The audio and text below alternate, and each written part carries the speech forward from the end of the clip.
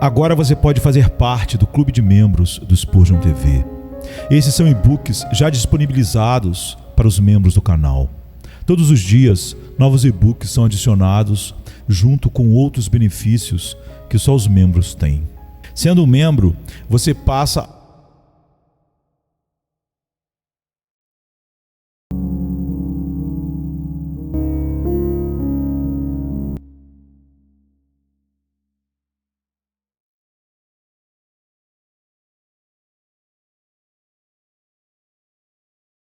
Então Jó respondeu ao Senhor e disse: Eis que sou vil. Jó 40, 3 e 4. Certamente, se algum homem tinha o direito de dizer: eu não sou vil, era Jó. De acordo com o testemunho de Deus, ele era um homem justo e íntegro, temente a Deus e que se desviava do mal. No entanto, encontramos até mesmo este eminente santo, quando pela sua proximidade com Deus, ele havia recebido luz suficiente para descobrir a sua própria condição, exclamando: eis que sou vil. Estamos certos de que o que Jó foi obrigado a dizer, cada um de nós pode concordar, quer sejamos filhos de Deus ou não. E se somos participantes da graça divina, isso se torna um assunto de grande consideração para nós, pois mesmo nós, embora sejamos regenerados, devemos exclamar, cada um por si mesmo: eis que sou vil. É uma doutrina, como eu acredito, ensinada nas Escrituras Sagradas, que quando o homem é salvo pela graça divina, ele não é completamente purificado da corrupção do seu coração. Quando cremos em Jesus Cristo, todos os nossos pecados são perdoados. No entanto, o poder do pecado, embora enfraquecido e mantido sob o domínio da nova natureza nascida que Deus infunde em nossas almas, não cessa, mas permanece em nós e assim continuará até o dia da nossa morte. É uma doutrina mantida por todos os ortodoxos que ainda habita nos regenerados as concupiscências da carne e que ainda permanece nos corações daqueles que são convertidos pela misericórdia de Deus, o mal da natureza carnal. Eu tenho achado muito difícil distinguir em questões experimentais a respeito do pecado. É comum entre muitos escritores, especialmente entre os compositores de hinos, confundir as duas naturezas de um cristão. Podemos ver, e ensino sempre isso, que há em todo cristão duas naturezas, tão distintas quanto eram as duas naturezas do Deus-homem Jesus Cristo. Há uma natureza que não pode pecar, porque ela é nascida de Deus. Uma natureza espiritual vinda diretamente do céu, tão pura e perfeita quanto Deus mesmo, que é o autor dela. E também há no homem aquela antiga natureza que, pela queda de Adão, tornou-se completamente vil, corrupta, pecaminosa e diabólica. Permanece no coração do cristão uma natureza que não pode fazer o que é certo, assim como não poderia antes da regeneração, e que é tão má como era antes do novo nascimento, tão pecaminosa, tão totalmente hostil às leis de Deus, como sempre foi. Uma natureza que, como eu disse antes, é contida e mantida sob controle pela nova natureza em grande medida, mas que não é removida e nunca será, até que este tabernáculo da nossa carne seja desfeito e aí ascendamos àquela terra onde nunca entrará nada que contamine. O grande e terrível fato de que até mesmo os justos têm em si naturezas malignas. Jó disse: eis que sou vil. Ele nem sempre soube disso. Durante toda a longa controvérsia, ele se declarou justo e íntegro. Ele disse: minha retidão eu guardarei e não alargarei. E apesar de raspar o seu corpo com cacos de cerâmica e de seus amigos perturbarem a sua mente com as mais amargas injúrias, ele ainda manteve a sua integridade e não confessou o seu pecado. Mas quando Deus veio pleitear com ele, mal ele tinha ouvido a voz de Deus no turbilhão e ouvido a pergunta: não fará justiça o Deus de toda a terra? Que imediatamente colocou a mão em seus lábios e não respondeu a Deus, mas simplesmente disse: eis que sou vil. Possivelmente, alguns podem dizer que Jó foi uma exceção à regra, e eles não dirão que outros santos não tinham em si tal motivo para humilhação. mas lembramos a eles de Davi e os convidamos a ler o Salmo 51 de penitência, onde o encontramos declarando que ele foi formado em iniquidade e em pecado sua mãe o concebeu, confessando que tinha pecado em seu coração e pedindo a Deus para criar nele um coração limpo e renovar um espírito reto dentro dele. Em muitos outros lugares dos Salmos, Davi continua reconhecendo e confessando que ele não está perfeitamente livre do pecado, que ainda a víbora maligna se torce ao redor do seu coração. Volte também, se você quiser, para Isaías. Lá você o tem em uma de suas visões, dizendo que ele era um homem de lábios impuros e que ele habitava entre um povo de lábios impuros. Mas mais especialmente, sob a dispensação do Evangelho, você encontra Paulo, naquele memorável capítulo que acabamos de ler, declarando que ele encontrou em seus membros uma lei guerreando contra a lei da sua mente e o levando cativo à lei do pecado. Sim, ouvimos aquela exclamação notável de desejo lutador e agonia intensa: ó miserável homem que sou, quem me livrará do corpo desta morte? Vocês esperam se achar melhores santos do que Jó? Vocês imaginam que a confissão que convém à boca de Davi é muito mesquinha para vocês? Vocês são tão orgulhosos que não vão exclamar com Isaías: também eu sou um homem de lábios impuros? Ou ao contrário, vocês progrediram tão longe no orgulho que ousam se exaltar acima do laborioso apóstolo Paulo e esperar que em vocês, isto é, em sua carne, habite alguma coisa boa? Se vocês pensam que são perfeitamente puros do pecado, ouçam a palavra de Deus. Se dissermos que não temos pecado, enganamo-nos a nós mesmos e a verdade não está em nós. Se dissermos que não temos pecado, fazemos dele um mentiroso. Mas mal preciso provar isso, amados, pois todos vocês, tenho certeza, que sabem algo sobre a experiência de um filho vivo de Deus e têm descoberto que, em seus melhores e mais felizes momentos, o pecado ainda habita em vocês. Que quando vocês quiseram servir a Deus o melhor, viram o pecado frequentemente trabalhando em vocês com mais furor.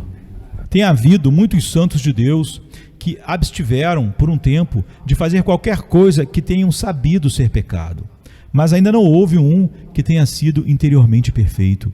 Se um ser fosse perfeito, os anjos desceriam em 10 minutos e o levariam para o céu, porque ele estaria maduro para isso assim que alcançasse a perfeição. Tenho percebido ao falar com homens que disseram muito sobre a perfeição, que afinal eles realmente não acreditam em tal coisa.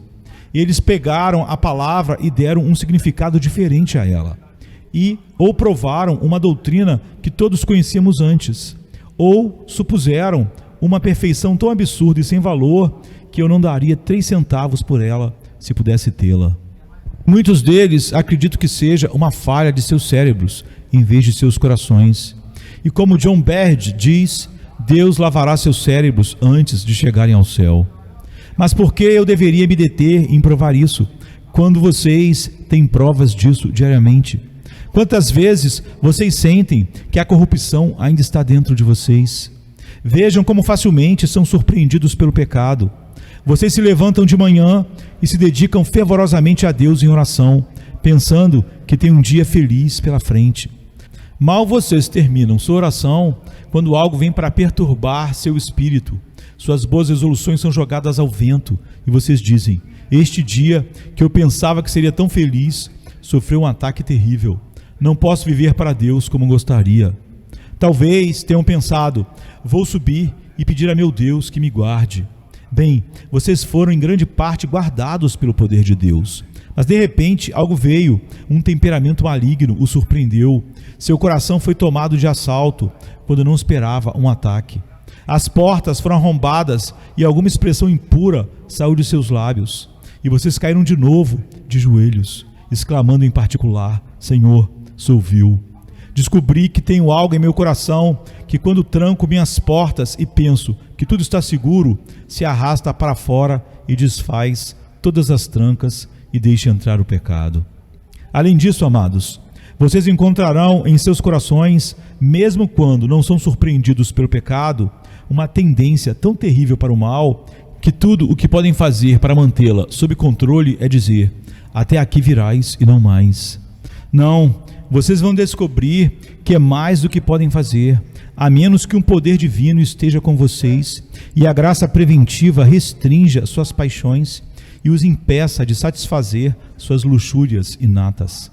Ah, soldados de Jesus, vocês sentiram, eu sei que vocês sentiram as rebeliões da corrupção, porque conhecem o Senhor com sinceridade e verdade, e não ousam, a menos que queiram se tornar mentirosos para seus próprios corações, esperar estar neste mundo perfeitamente livres do pecado.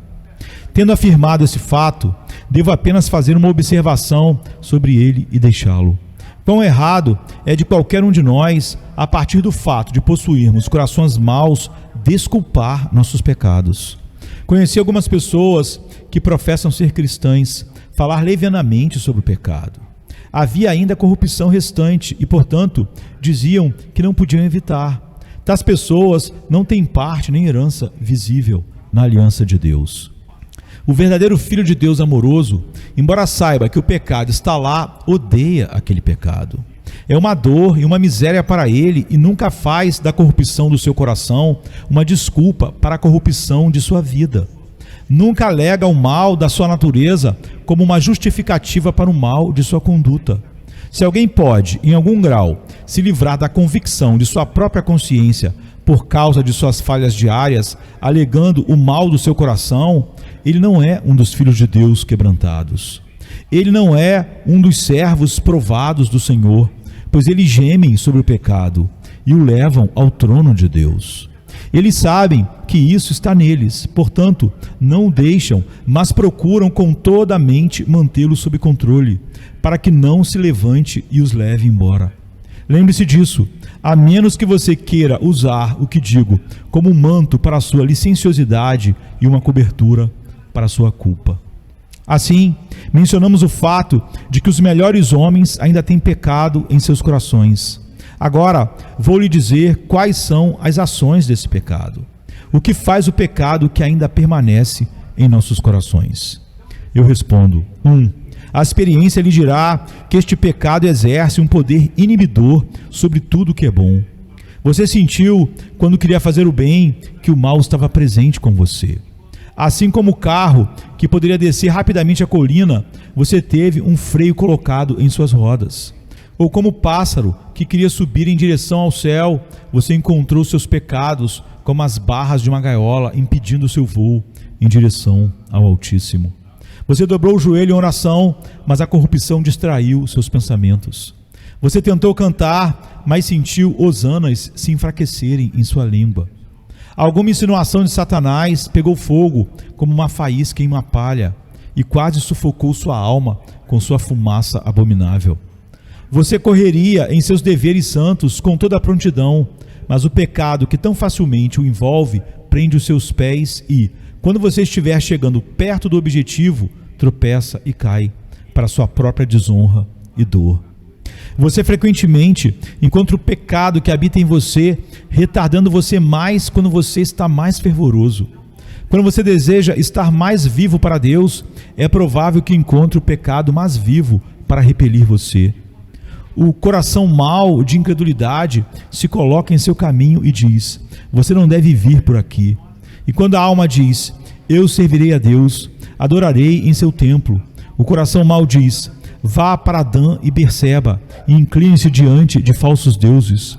Mas você não deve se aproximar de Jerusalém. Eu não permitirei que você veja a face do Altíssimo. Você frequentemente sente isso, uma mão fria colocada em seu espírito fervoroso, quando você está cheio de devoção e oração.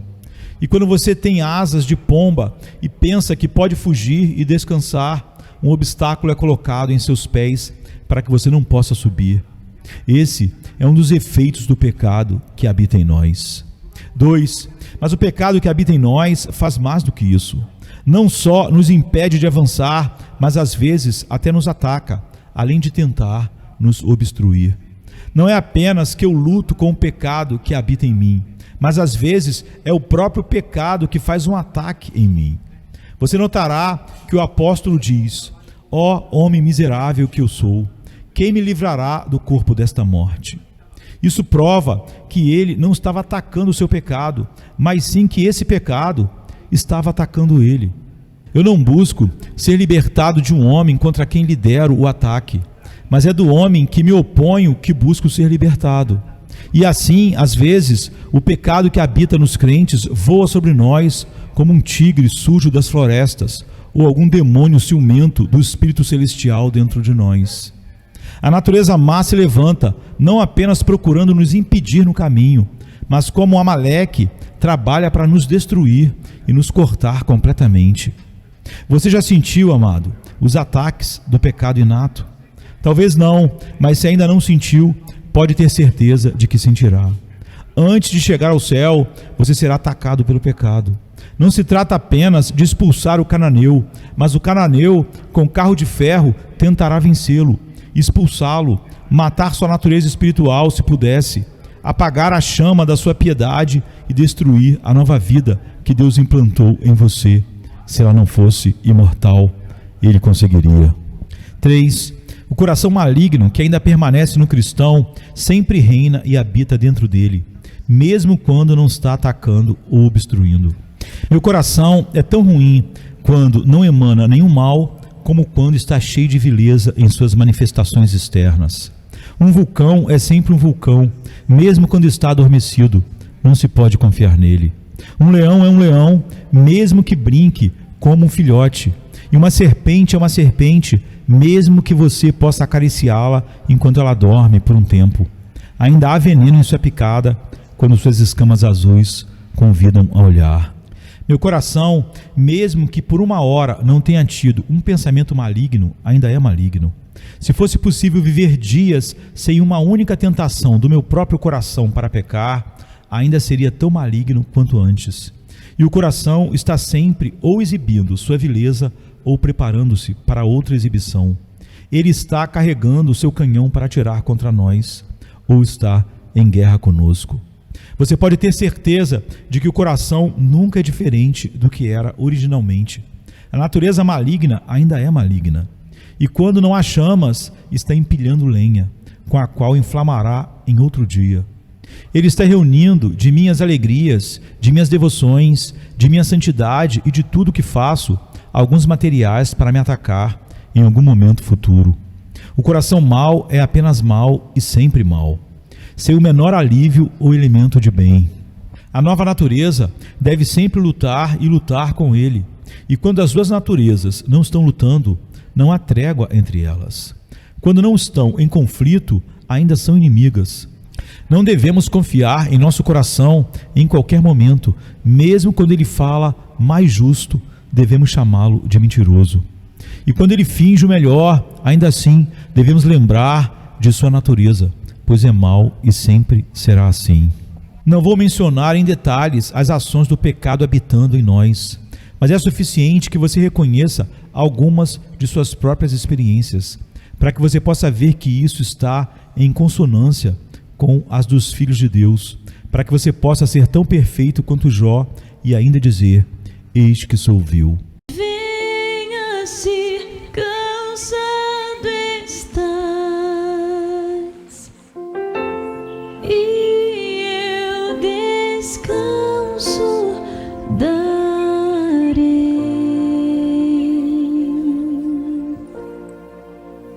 Tu descansarás.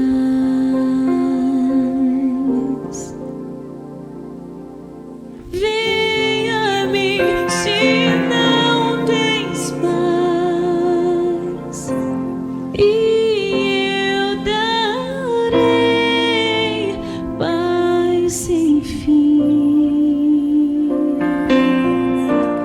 terás paz sem fim.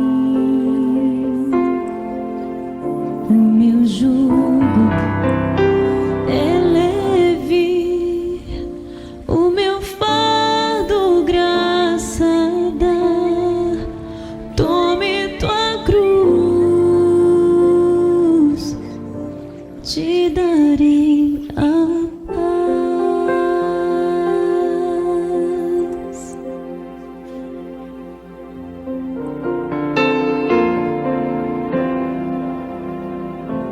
Venha o aflito,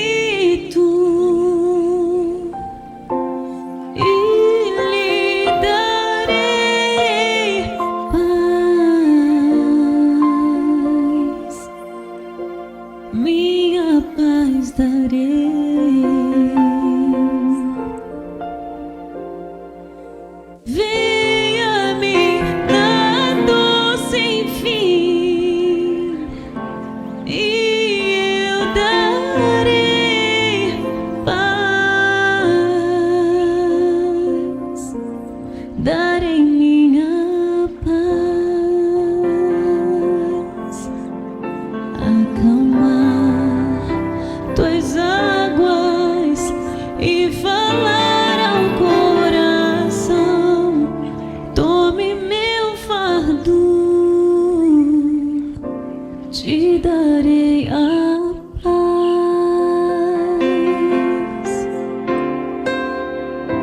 Venha a mim, venha a mim,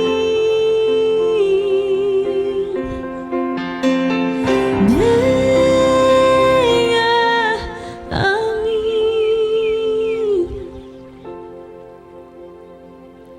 A minha graça te chama,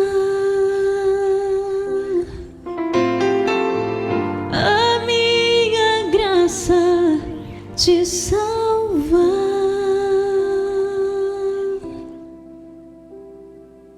Vem a mim se triste estás, minha alegria terás, alegria e paz.